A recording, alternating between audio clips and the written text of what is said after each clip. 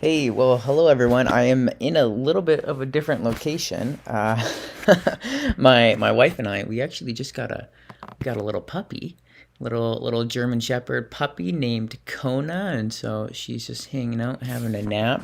I've been kind of working all over the place these past, well, I guess we've had her for almost 2 weeks now, and it's been great. She's sleeping well and socializing lots, all the fun stuff. Again, hey, great for you to join in on this live stream Q&A update. And so, if you have any questions, feel free to post them either on Facebook or here on YouTube. I am monitoring them both.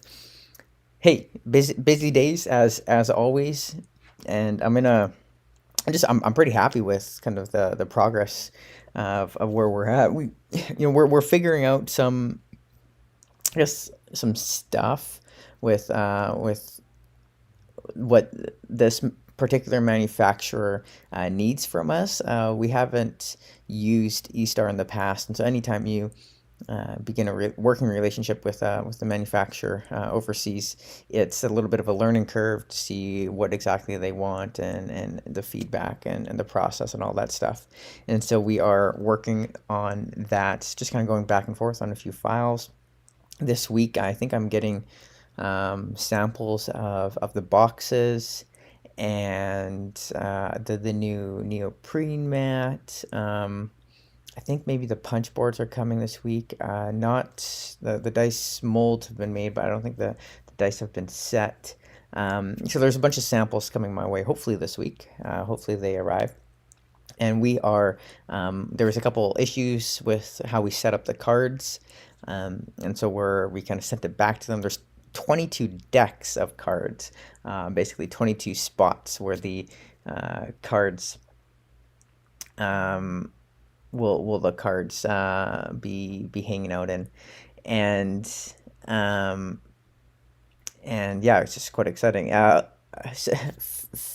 don't know how to say your name. Facial Mick, Facial Mick on YouTube is asking, will the content you have been chewing lately, the box will be, oh, the box is pretty heavy. Yeah. I don't know the exact weight right now, but I think it's around. I don't actually want to say. I'm mixing up kilograms and pounds. It's heavy though, and really kind of, yeah, just it's beefy, but exciting. And yes, the miniatures are the size that we showed online. I think people were expecting smaller miniatures, but these are good size. Especially there's kind of like the tall class, or not the tall, the heavy class in each of the enemy types, and so those are big miniatures. And there's some fun battles that we have towards the end of the campaign where we get a multiple of these big miniatures kind of hanging out at the same time. And I'm excited for the user generated scenarios too, because people are going to probably do some crazy stuff with that. Alice on Facebook is asking if there's an estimated retail release date. Yeah, so the estimated retail release date is when we get it shipped in. Right now it's ETA October. I imagine like full on retail, that's, October is kind of when backers will begin receiving the game, hopefully. And so I imagine full on retail will be in November. So it'll be good. People will be able to play Stars of Akarios over Christmas. World will be vaccinated. Everyone's going to be able to get together, bring the game to conventions, a big box to conventions, and just really, really excited about all that. So hey, let me just walk through some of the stuff I posted in the update yesterday. If you haven't seen it, make sure to head on over to our Kickstarter page or Facebook or wherever it is. So like I was saying, in our manufacturing, we have kind of two outstanding components that have not yet been submitted to the manufacturer. This is the scenario book, 200 pages, and the rule book, 40 pages. The scenario book, just chatting with our graphic designer, Marv, looks like we're looking to finish up by the weekend. and that's exciting because we've had a lot of revisions. If you've ever, it's different than even just writing a book, because a book is like kind of linear, uh, because there's just so many moving parts and different elements. There's gameplay elements, there's narrative elements, there's like choice elements, so everything's kind of linking. So just because of that, there's been a decent number of revisions, and so we're excited to be nearing the finish line. And same thing with the rule book. Hey, everyone out there in the community, thank you so much for your feedback on the rule book. You can find that in Facebook, Discord, or Kickstarter. We posted the latest version. Albeit with the not latest components, because cards have seen some changes, some balance tweaks and whatnot. But thank you for your feedback. I think we had over like 80 points of, like, kind of questions or clarifications. And yeah, 80 might seem like a lot, but there's always a lot to go back and forth on. And so I've seen a steady increase in the quality, and I think a lot of I think the community has too. I've read comments, and so thank you so much. Uh, as mentioned in the update yesterday, and I know a lot of you took advantage of this, but we opened up GameFound for people to add on orders. If you haven't pledged to the game yet, you can do pre-orders at oomgames.com, OOMM games.com, and you can do your pre-order there. But yeah, we opened up, kind of people, were clamoring for the neoprene mat. That looks like great, by the way. And yeah, people were clamoring for that, and so we were like, okay, you know what, let's do it. And I know a lot of people are getting the minis and all that jazz. So there's gonna be quantities when we, yeah, limited quantities when we kind of go out of the state, and when we kind of get the remainder of the files. And so that's kind of the place and the time to get them. Yeah, I posted some pictures of the. Oh yeah, it's funny with the miniatures. I posted like the big miniatures, which is cool, right? I love those miniatures, but I also posted the game board, which is looking slick. Love how it's not blue anymore. It's more of a it's black, right? And so the colors really stand out. We have our nice kind of journal sample, imprinted journal. The dice mold is coming. The progression pads. It's just fun to kind of get everything. And just been really, really kind of loving to see the progression of things as we go. So let me just see here. I think I have a comment. Mhm. And yeah, whoa, here we go. You know what? If you're not a subscriber, make sure to subscribe. I don't ever do this, but I just noticed the other day that we're at 503 subscribers on YouTube. That's fantastic. I just noticed that we were at like 497 the other day, and I was like, oh hey, if we get to 500, I don't know, we got to 500, so it's great. I'm keeping this. Hey, it doesn't seem like there's a lot of questions. I'm happy to answer any questions, but I had like 3 different calls this morning, that I'm working around this live stream, and so I'm happy to kind of field any more questions that you have. But just know that, hey, we're continuing to work away.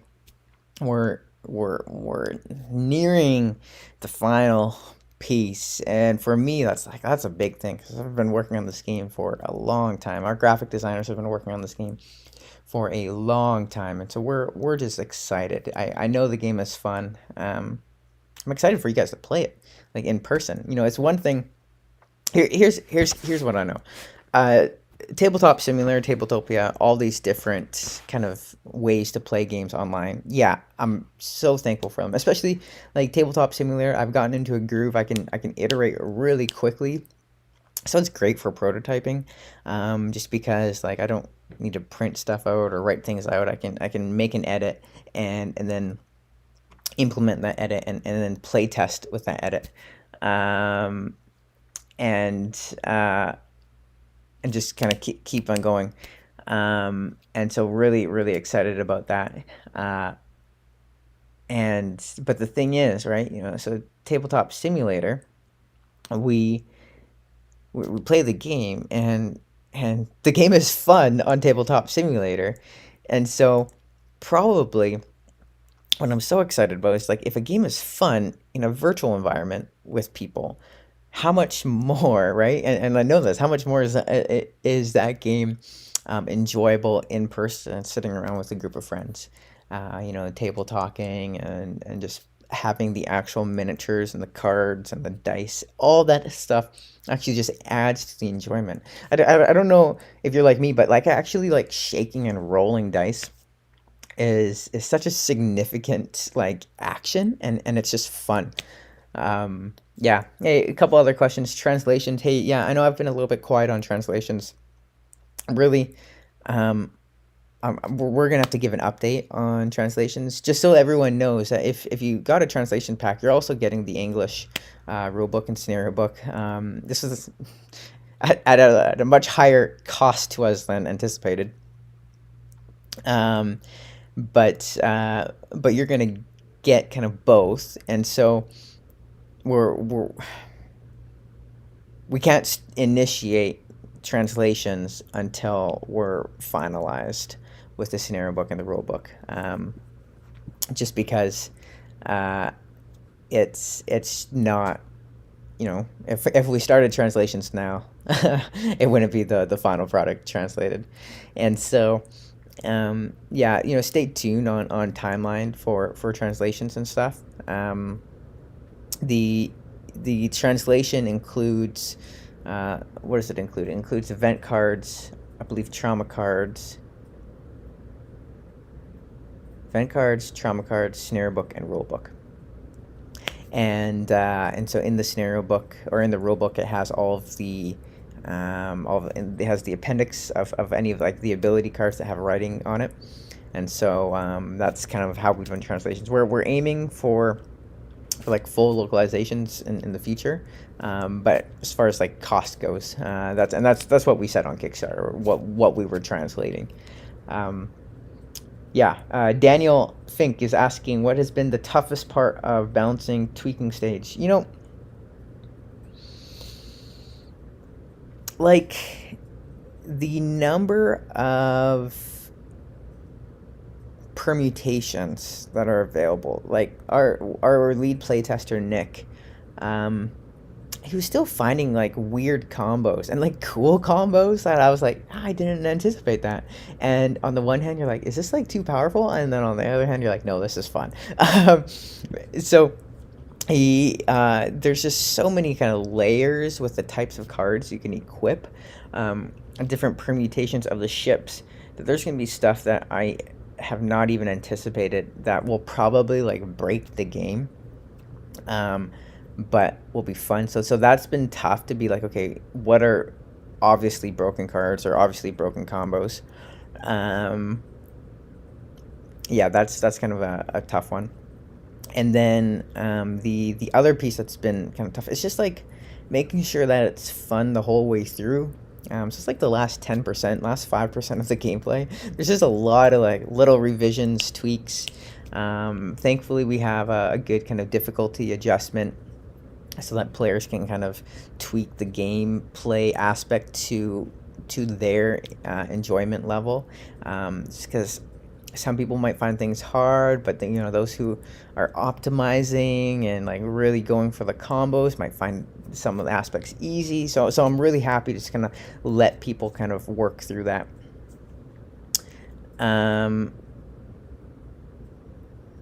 Alice is asking, so okay, Alice, let me just I'm just gonna check. I don't, Alice, where do you live? You don't have to tell me where you live, but um, I'm just a second here. I'm going to checkout. I'm on our website. Show order summary. Brendan. So the gameplay or the game itself increased. Come on here.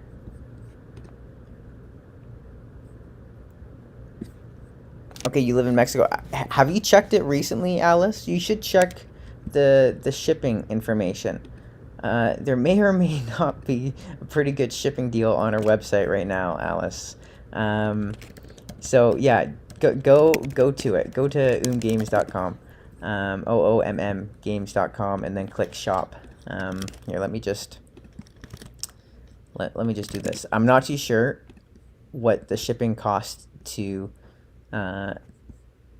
Mexico is, but I know to Canada it's actually pretty good right now. Adam is asking, is there anything you would have changed design-wise if you had a chance? Yes, Adam. The biggest thing I would have changed is to... I think people would have been just as happy. I don't know, actually. We'll see about this. The game is massive, right? 200 pages, scenario book, big rule book. I think I would have cut it in half. And the game, I'm not saying that the game could have been just as fun. Like content wise, people are getting a crazy bang for their buck. Not just quantity, but like quality.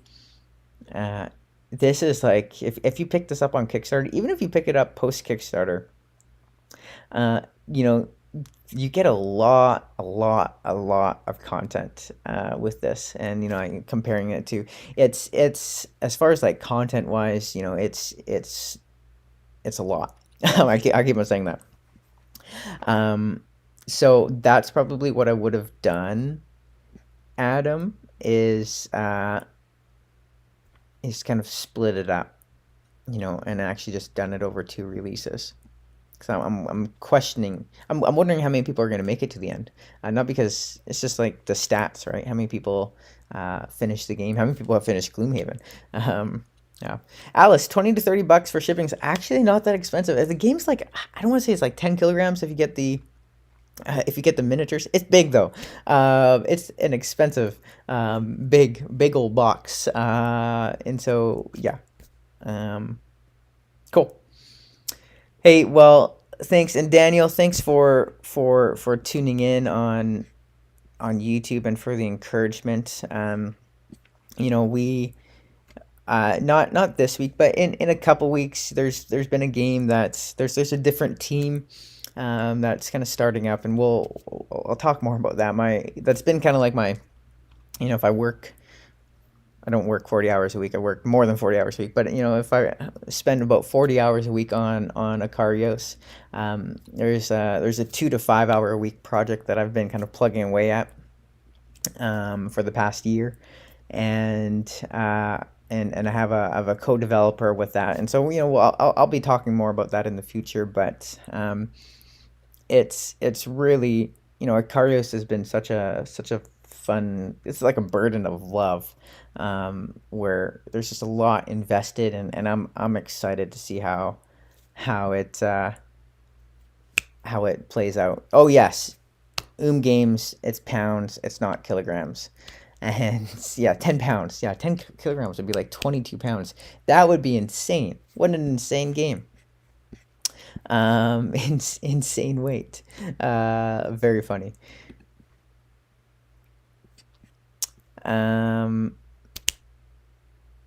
Cool. Hey, well, thanks again for joining. See you around again. As always, leave any questions you have. I'll try to get to them.